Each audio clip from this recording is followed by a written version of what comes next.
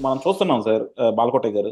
గత నెల రోజుల నుంచి అంటే అంతకుముందు తెలుగుదేశం, జనసేన కూటమి డెఫినెట్‌గా షూర్ షాట్ విన్ అని జెప్పేసి అందరూ చెప్తా ఉన్నారనమాట. ఈ తెలుగుదేశం, జనసేన కూటమిని ఆపేది ఏది లేదు అని జెప్పి చెప్తా ఉన్నారు. కంపల్సరీ ఈళ్ళిద్దరికీ 140, 150 సీట్లొస్తాయని గూడా అందరూ చెప్తా ఉన్నారు. కానీ ఎప్పుడైతే బీజేపీ యాడ్ అయిందో, అప్పుడు మాలాంటోళ్ళందరం గూడా చాలా మంది అనుకున్నదేంటంటే, కూటమికి ఎక్కడో దెబ్బ తగులుతుంది. బీజేపీకున్న నెగటివిటీ అంతా గూడా ఆంధ్రాలో బీజేపీ అంటే ఒక అంటరాని వస్తువన్నమాట. అలాంటి దాన్ని తీసుకొచ్చి చంద్రబాబు నెత్తి మీద పెట్టుకున్నారు. భస్మాసు హస్తము వీళ్ళ మీద పడుతుంది అని మేము అనుకుంటా ఉన్నాం. సో, కాకపోతే ఏంటంటే ఓకే. మనకున్న బయాసులతో మనం రకరకాల అనాలిసిస్ చేస్తాం. ఎందుకంటే నాకొకటి నచ్చలేదనుకోండి, నాకన్నీ నచ్చనట్టే కనపడతా ఉంటాయి. సో, దాంతో మనం అనాలిసిస్ చేస్తున్నామని మేము అనుకుంటా ఉన్నాం. కానీ మేము గత 10 రోజులుగా వివిధ వ్యక్తులతో మాట్లాడుతుంటే, అందరూ గూడా చెప్తుంది ఒకటే ఒకటి సార్. కూటమి ట్రెండ్ తగ్గిపోతా ఉంది. కూటమి ట్రెండ్ తగ్గుతా ఉంది. జగన్‌మోహన్ ట్రెండ్ ఆటోమేటిక్‌గా పెరుగుతుంది. ఇది తగ్గుతుంది కాబట్టి అంటున్నారనమాట. అలాగే ఈరోజు ఆత్మసాక్షి సర్వే గూడా ఒకటి ఇండైరెక్ట్‌గా రిలీజ్ చేస్తా ఉన్నారనమాట ఫీలర్స్ అన్నీ గూడా. అంతకుముందు ఒకసారి చెప్పారు. జగన్‌మోహన్ ట్రెండ్ బాగుంది. తెలుగుదేశం ట్రెండ్ తగ్గుతుంది. కూటమి ట్రెండ్ అని. అలాగే ఇప్పుడు గూడా వాళ్ళు చెప్పిందేంటంటే జగన్‌మోహన్ రెడ్డికి 110 నుంచి 120 సీట్ల దాకా రావచ్చు. కూటమి 50-60 దాకా రావచ్చు అని చెప్తా ఉన్నారనమాట. ఇది గనక నిజంగా జరిగితే అది మన ఆంధ్రప్రదేశ్‌కి ఇంకా కోలుకోలేని దెబ్బ. నాకు పార్టీలతో సంబంధం లేదు. ఎందుకంటే గత 5 సంవత్సరాలుగా ఆంధ్రప్రదేశ్‌లో జరిగిన అభివృద్ధిని, జరుగుతున్న అకృత్యాల్ని మనం చూసాం గాబట్టి దాంతో చెప్తున్నా. ఇది గనక మళ్ళా నిజమైతే మాత్రం ఇంక మనం ఆంధ్రప్రదేశ్‌ని మర్చిపోవటమే అన్నది నా భావన. మీ మీరేమంటారు సార్? అసలు ఎందుకవుతుంది ఇలా చెప్పండి? కార్తీక్ గారు ధన్యవాదాలు. ఇప్పుడు మనం కూర వండుతున్నామండి. ఆ కూర వండుతున్నప్పుడు నూనె ఎంత పొయ్యాలో, కారం ఎంత ఎయ్యాలో, కొత్తిమీర ఎంత ఎయ్యాలో ఎవరేస్తారు? ఒక్కళ్ళే వేస్తారా ఉండేవాళ్ళు? ముగ్గురు ఒక్కళ్ళెయ్యాలి. కలిసి వేస్తారా? ఒక్కళ్ళెయ్యాలి. ముగ్గురు కలిసేస్తే ఏమవుద్ది? ఆ, నా గరక, ఇప్పుడు నా గట్క. ఏమైతుందంటే హ్మ్. ఒక్కళ్ళు వేయట్లేదు. ఇప్పుడు హ్మ్. ముగ్గురు కలిసి వేస్తున్నారు. హ్మ్. వాడు కారం ఎంత పోతాడో తెలియదు, ఈడు నూనె ఎంత పోతాడో తెలియదు, ఈడు ఉప్పు ఎంత వేస్తాడో తెలియదు. అలా ఈ కూటమి యొక్క పదార్థం ప్రజల్లో కొద్దిగా పలసబడింది. సాధారణంగా ఏంటంటే 3 పార్టీలు కలిసినప్పుడు చాలా బలపడాలి. ఒక ఉత్తేజకరమైన వాతావరణం రావాలి. ఇందాక మీరు అన్నారు కదా, 135, 140 స్థానాలు మొట్టమొదట కూటమికి వస్తాయని భావించాము అని. ఆ ప్రేరణ ఉన్నమాట యథార్థం. కాలక్రమేణా కూటమి యొక్క బరువు తగ్గుతుందనే భావం అంగీకరించాలి. ఇది నేను చెప్పటంలా, సాక్షాత్తు తెలుగుదేశం పార్టీ సర్వే వాళ్ళే చెప్తున్నారు. దాన్ని సమీక్షించుకోవాలి. కాకపోతే మీరు చెప్పినట్టుగా ఆత్మ సర్వే చెప్పినట్టుగా వైసీపీ పార్టీ అధికారంలోకి వచ్చే ఛాన్స్ అయితే ఏమి లేదు. కానీ ఇప్పటికీ కూటమే చాలా బలంగా ఉంది. వైసీపీ చాలా తక్కువ సీట్లు కలిగిన వైసీపీ కొద్దిగా పుంజుకుంటుంది. కారణం ఏంటంటే ఈ కలయిక యొక్క పరమార్థాన్ని, అర్థాన్ని ప్రజలకు వివరించడంలో కూటమి పార్టీలు విఫలమవటం. రెండోది ఈ సీట్ల కేటాయింపులో అవలంబిస్తున్న పద్ధతి, అలకలు, నిరసనలు, వాగ్వివాదాలు, అధినేతను కూడా ద్వేషించటాలు, ఇవన్నీ కూడా గందరగోళంగానే ఉంటాయి. ఏ 3 పార్టీలు కలవాలన్నా చాలా ఏకాత్మ కావాలండి. ఏకాత్మతోనే కలిస్తేనే అధికార పార్టీని దించగలుగుతుంది. మళ్ళీ ఇందులో ప్రజా నాయకులు ఎవరూ లేరు ఈ అసెంబ్లీ ప్రక్రియలో. ఇది ఒక ప్రధానమైన లోపం నేను చెప్తున్నా. బాలకోటయ్య లేడు, రఘురామకృష్ణరాజు గారు లేరు ఇప్పటికీ. లేదా మా అమరావతిలో చాలా మంది మహిళలు ఉన్నారు. నేను ఆ పేర్లన్నీ ఉదహరించనక్కర్లా, మీకు తెలుసు. విశాఖ ఉక్కు కార్మికులు ఉన్నారు. నేను ఒక మాట చెప్పానా, ప్రతి రాజకీయ పార్టీ డాక్టర్ సుధాకర్ పేరు చెప్పకుండా, కిరణ్ కుమార్ పేరు చెప్పకుండా, డ్రైవర్ సుబ్రహ్మణ్యం పేరు చెప్పకుండా, అబ్దుల్ సలాం పేరు చెప్పకుండా మైకి తీసుకొని మాట్లాడలేదు. మరి ఆ ఉద్యమాలను 4 ఏళ్లుగా మోసిన ఉద్యమకారులు ఎక్కడా అంటే దానికి సమాధానం లేదు. ప్రజలు ఈ విశ్వసనీయతను చేస్తారు, అందుకనే పల్స్ తగ్గుతుంది. నేను అందుకని గతంలో ఒకసారి చెప్పాను సార్, ప్రతి పొత్తు విజయవంతం కాదండి. ప్రతి పొత్తు విజయవంతం కాదు అని కూడా లేదు. ఇప్పుడు 2004లో రాజశేఖర రెడ్డి గారు పొత్తులతోనే పోయారు. చంద్రబాబు నాయుడు గారు ఒంటరిగా పోయారు తెలుగుదేశం పార్టీ. అవును. పొత్తులతో పోయిన రాజశేఖర రెడ్డి గారు గెలిచారు, ఒంటరిగా పోయిన చంద్రబాబు నాయుడు గారు ఓడిపోయారు. 2009లో రాజశేఖర రెడ్డి గారు ఒంటరిగా వెళ్ళాడు, చంద్రబాబు నాయుడు గారు పొత్తులతో వచ్చాడు. మళ్ళీ ఒంటరిగా వెళ్ళిన రాజశేఖర రెడ్డి గెలిచాడు, పొత్తులతో వచ్చిన తెలుగుదేశం పార్టీ ఓడిపోయింది. 2014లో విభజిత ఆంధ్రప్రదేశ్లో, ఇందా చెప్పింది ఉమ్మడి ఆంధ్రప్రదేశ్. ఇప్పుడు విభజిత ఆంధ్రప్రదేశ్లో 2014లో ఇదే చంద్రబాబు నాయుడు గారు భారతీయ జనతా పార్టీతోనూ పవన్ కళ్యాణ్ యొక్క అండదండల పొత్తులతో వెళ్ళాడు. జగన్మోహన్ రెడ్డి గారు ఒంటరిగా వెళ్ళాడు. చంద్రబాబు నాయుడు గారు గెలిచారు, జగన్మోహన్ రెడ్డి గారు ఓడారు. 2019లో చంద్రబాబు నాయుడు గారు ఒంటరిగా వెళ్ళాడు, జగన్మోహన్ రెడ్డి రహస్య పొత్తులతో వెళ్ళాడు. BRS, BJP. జగన్మోహన్ రెడ్డి గెలిచాడు, చంద్రబాబు నాయుడు గారు ఓడారు. ఇప్పుడు చంద్రబాబు నాయుడు గారు పొత్తులతో పోతున్నారు. అంటే ఈ పొత్తుల్ని ప్రజలు ఆశీర్వదించాలి, ఆశీర్వదించుకునేలా చేయాలి. 3 రాజకీయ పార్టీల యొక్క ఓట్లు నాయకులు కలవటం కాదు సార్ కార్తీక్ గారు. మీరు నేను కూర్చొని ఛాయ్ తాగి, మీరు నేను కూర్చొని టిఫిన్ చేసి భుజాలు రాసుకుంటే సుఖమే ఉంది. నీ కార్యకర్త, నా కార్యకర్త కూడా గ్రామాల్లో కలవాలి. దాన్నే ఓటు ట్రాన్స్ఫర్ అంటారు. అది చేసుకోలేకపోతే నీ ఓటు నీ దగ్గరే ఉంటుంది, నా ఓటు నా దగ్గరే ఉంటుంది. నీ గుర్తుకి నీ ఓడేస్తాడు, నా గుర్తుకి నా ఓడేస్తాడు. ఈ కలయికలో కొంత ఇబ్బంది ఉన్నమాట యథార్థం. నిన్న మొన్న కూడా చంద్రబాబు నాయుడు గారు ఈ మాటే చెప్పారు, 175 ఎమ్మెల్యే స్థానాలను గెలిపించాలి. ఆయన 144 చెప్పలా పెద్ద ఆయన. నిజానికి తెలుగుదేశం పార్టీ పోటీ చేస్తుంది 144. 144 గెలిపించిందని చెప్పలా. ఒక బాధ్యత కలిగిన వ్యక్తిగా 175 స్థానాలని అన్నాడు. కానీ మోడీ అదే గారు మాట భారతీయ జనతా పార్టీ, అదే మాట భారతీయ జనతా పార్టీ అన్నది, జనసేన అన్నది. మోడీ గారు ఎవరన్నారంటే నన్ను గెలిపించమన్నాడు ఆయన. చంద్రబాబు నాయుడు గెలిపించమన్నా, నాకు 400 సీట్లు ఇవ్వండి నేను వెళ్ళిపోతాను అన్నాడు. కనీసం రేవంత్ రెడ్డి గారు ఇచ్చిన హామీ కూడా ఆయన ఇవ్వాల. ఆయన 5 పార్లమెంట్ స్థానాలను 25 అసెంబ్లీ స్థానాలు ఇస్తే మేము ప్రత్యేక హోదా తెస్తాం, తొలి సంతకం పెడతాం, నేను దగ్గరుండి పెట్టిస్తా, నేను రాష్ట్రానికి, తెలుగు రాష్ట్రానికి అండగా ఉంటా, పక్కనే ఉంటాను, షర్మిలమ్మ మీ ఇప్పటికప్పుడు పెట్టినా కూడా నేను ఉరికొస్తానని చెప్పాడు. ఆ మాత్రం భరోసా కూడా మోడీ గారు ఇవ్వలేకపోయాడు. ఇప్పుడు మీరు అంటున్న ఈ యొక్క తర్కానికి, ఈ తగ్గుతుంది అంటానికి కూడా ఇవి కూడా కారణాలే. ఎందుకంటే రాష్ట్రం యావత్తు మోడీ వైపు చూసింది.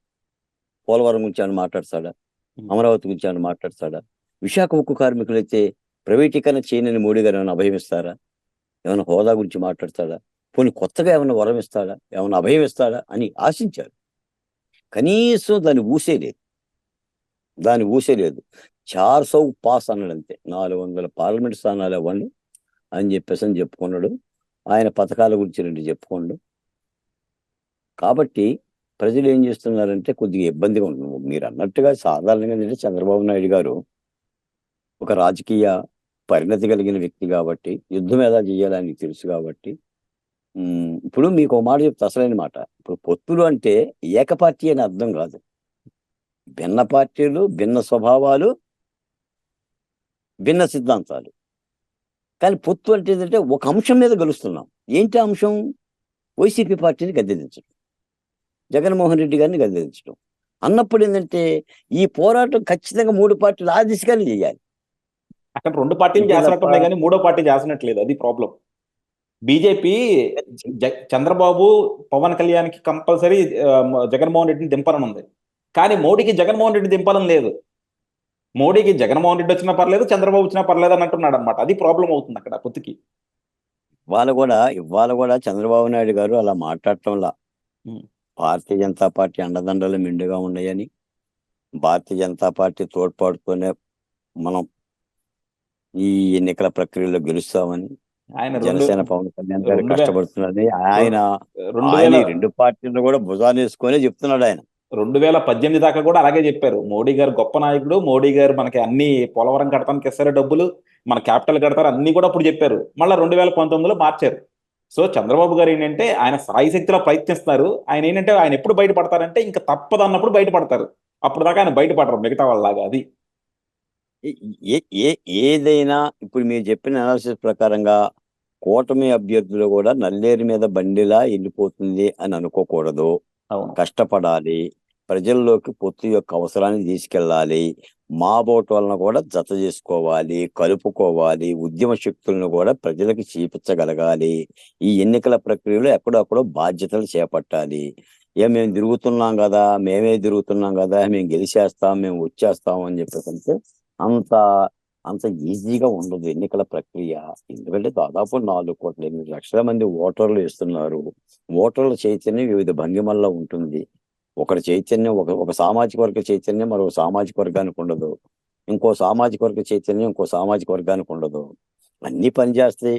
డబ్బులు పనిచేస్తాయి, కులము పనిచేస్తుంది, మతము పనిచేస్తుంది, స్నేహాలు పనిచేస్తాయి, అభ్యర్థుల యొక్క దమ్ము పనిచేస్తుంది, పటుత్వం పనిచేస్తుంది, కష్టపడే తీరు పనిచేస్తుంది. ఇవన్నీ కూడా అంశాలుగా ఉంటాయి.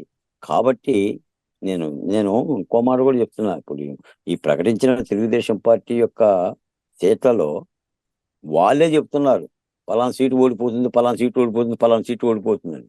నేను ఆ పెద్ద ఆయన అడిగా, మరి ఓడిపోతుందని చెప్తున్నారు కదా, మరి దాన్ని మార్చుకుంటానంటే మార్చుకోమంటున్నాడు. ఇది ఎక్కడ సోద్యం అన్న, మార్చడు పెద్ద ఆయన అన్నాడు. ఇదేమిటి, నీ సర్వేలోనే పలానా సీటు ఓడిపోతుందని తేలినప్పుడు మార్చుకోకుండా ఎలా?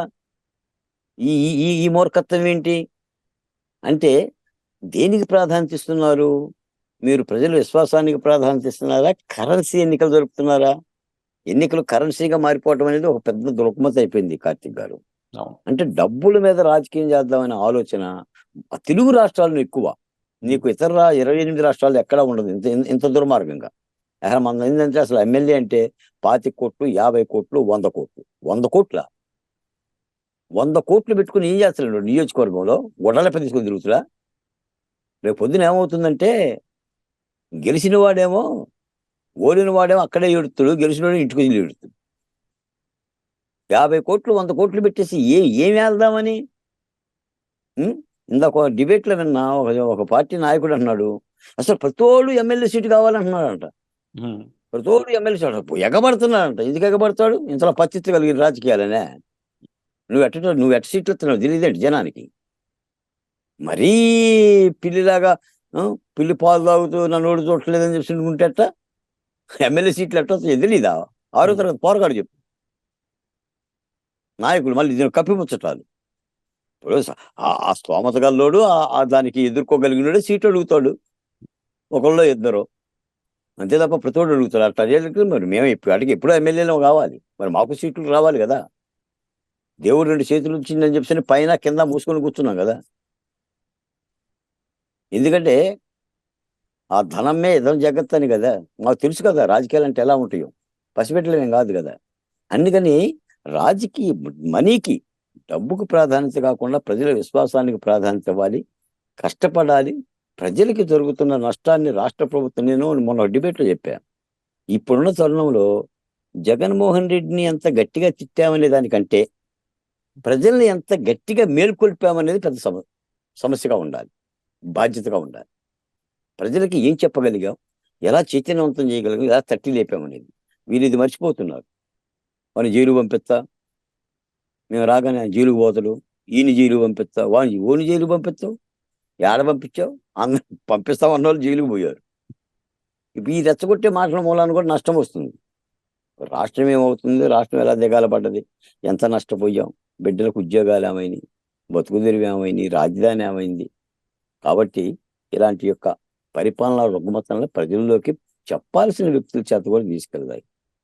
ఊకే సోది చెప్పినట్టుగా ఉపన్యాసాలు చెప్పుకుంటూ మా దగ్గర డబ్బులు ఉన్నాయని చెప్పి 4 కార్లు వేసుకొని జెండాలు పట్టుకొని చిందులు వేస్తే ఓట్లు రావు. ఎవరికైనా సరే, అది అధికార పార్టీకైనా సరే, అది అధికార పార్టీకైనా ప్రతిపక్ష పార్టీకైనా, నేను పేరు పెట్టేసి పార్టీ అనలే కానీ ఎన్నికలంటేనే చాలా బాధ్యతగా ఉండాలి. కేంద్రంలో కూడా పైపెచ్చిందంటే ఈ రోజున ఇప్పటికి కూడా ఎన్నికల నోటిఫికేషన్ వచ్చిన తర్వాత కూడా 3 రోజుల్లో 345 కేసులు అయినాయి. 3 చంపేశారు. ప్రతిపక్ష పార్టీల కార్ల మీద తనిఖీలు జరుగుతున్నాయి. అందుకే అందుకే కదా అందుకే కదా మో- అందుకే కదా మోడీ ఇంకా జగన్మోహన్ రెడ్డికి సపోర్ట్ చేస్తున్నారని చెప్పి అందరూ అనేది. మోడీ సపోర్ట్ చేస్తున్నారా లేదా కంటే, ఎన్నికల ప్రక్రియలో రాజ్యాంగ వ్యవస్థలు తన పని తాను చెయ్యాలి. ఐఏఎస్లు ఐపీఎస్లు అయ్యా అని అనకుండా చట్టం తనకిచ్చిన హక్కుల్ని ఆ భుజాలకు పెట్టుకున్న నక్షత్రాలను కాపాడాలి. అప్పుడే ప్రజాస్వామ్యం. ఎవరికి పడితే వాళ్ళు కొట్టుకుందాం, చించుకుందాం, చొక్కాలు దించుకుందాం, లుంగీలు పైకెత్తుకుందాం, చూసుకుందాం రండి, కోసుకుందాం రండి, ప్రజాస్వామ్యం ఏముంది. ఈ రోజున ఎన్నికల కమిషన్ కూడా నేషనల్ వైడ్గా ఒక నినాదం తీసుకుంది, 0 వైలెన్స్తో ఈ ఎన్నికలను పూర్తి చేయాలని లక్ష్యంగా పెట్టుకుంది. ఆ పని చేయాలంటే పారామిలిటరీ దళాలను పెట్టైనా సరే మొత్తం స్టేట్లో ఉన్న అధికారాలను దగ్గర పెట్టుకొని ఎవరు తప్పు చేస్తే వాళ్ళు పీక్ అవుతుంది, చూద్దాం పీక్ సార్. అవుతలేదు, అవసరమైతే అరెస్ట్ చేసి జైలుకు పంపించాలి. మరీ ఎవడన్నా బరితెలు తీసుకొని మీద పడుతుంటే కాల్చి పారదొబ్బాలి. ఉమ్. అప్పుడే ప్రజాస్వామ్యం నిలకడగా ఉంటుంది. మొన్న ఒక సంఘటన చూసా, పత్తిపాడులో ఒక ఎమ్మెల్యే అభ్యర్థిని కొట్టడానికి వస్తుందంటే వైసీపీ మోక పోలీసు వాళ్ళ దగ్గర ఉండి అభ్యర్థిని కారులో ఎక్కిస్తున్నారు, వాళ్ళని ఆపట్లా. ఉమ్. వాళ్ళని ఆపట్లా, ఉమ్. కారులు ఎక్కించి గబగబా పోండి అంటున్నారు. అదే. ఆ. చూసుకో చట్టం ఎంత బాగుందో. ఉమ్. అంతే కదా. ఇది ఎంత ఏంటంటే 5 ఏళ్ళు వైసీపీ పరిపాలన తిన్నారు కదా పోలీసు వాళ్ళు, తిని ఉమ్. తిని తిని ఇంకా ఆ విశ్వాసం రుణం తీరక, విశ్వాసం విశ్వాసం చూపించారు. తీరక, ఆ రుణం తీరక విశ్వాసం చూపిస్తున్నారు. అదే చంద్రబాబు కాబట్టి అయితే ప్రజాస్వామ్యం అవహేళన అవుతుందండి. రేపొద్దున చంద్రబాబు అయితే విశ్వాసం చూపించారు, కానీ జగన్మోహన్ రెడ్డికి అయితే బాగా విశ్వాసం చూపిస్తారు. రేపొద్దున ఎన్నికలు ఏమన్నా రక్తశక్తంగా జరిగితే ఈ రాష్ట్రం పరువు పోతుంది, బిడ్డల ప్రాణాలు పోతాయి. కాబట్టి ఎన్నికల కమిషన్ పూర్తిగా అప్రమత్తంగా ఉండాలి. నేనేమి ఎన్నికల కమిషన్ ఏమి విమర్శలు చేయను, కానీ ఎన్నికల కమిషన్ సజావుగా ప్రశాంతంగా ఎన్నికలను పకడ్బందీగా నిర్వహించాల్సిన బాధ్యత ఎన్నికల కమిషన్ మీద ఉంది. చూద్దాం సార్. అంటే డెఫినెట్ గా, ఎందుకంటే మీరు అన్నట్టు ఏంటంటే అందరూ కూడా చెప్తుంది కంపల్సరీ పొత్తు ట్రెండ్ అయితే కొంచెం తగ్గుతుంది అన్నది. కాకపోతే ఏంటంటే ఎప్పుడైనా సరే మాకు జనరల్ గా ప్రాజెక్ట్ మేనేజ్మెంట్ లో కూడా చెప్తారనమాట, కొత్త టీమ్స్ దగ్గరికి వచ్చినప్పుడు ఏంటంటే ఫస్ట్ లో కొంచెం తగ్గినట్టు అనిపిస్తుంది, వాళ్ళు కొద్దిగా అడ్జస్ట్ చేసినాక మళ్ళీ గ్రాఫ్ పెరుగుతూ ఉంటుంది అనమాట. సో డెఫినెట్ గా ఏంటంటే ఇదంతా కూడా ఒక సెటిలింగ్ ఫేస్. సో వీళ్ళంతా కూడా కొంచెం టికెట్లు అన్ని కూడా సర్దుమణిగినాక డెఫినెట్ గా మళ్ళీ ఒక 10 రోజుల తర్వాత మాత్రం ఇది ఇంకా పాజిటివ్ గానే ముందుకెళ్తుందని ఆశిద్దాం సార్. థ్యాంక్ యూ అండి. Thank you very much sir. Thank you Karthik గారు.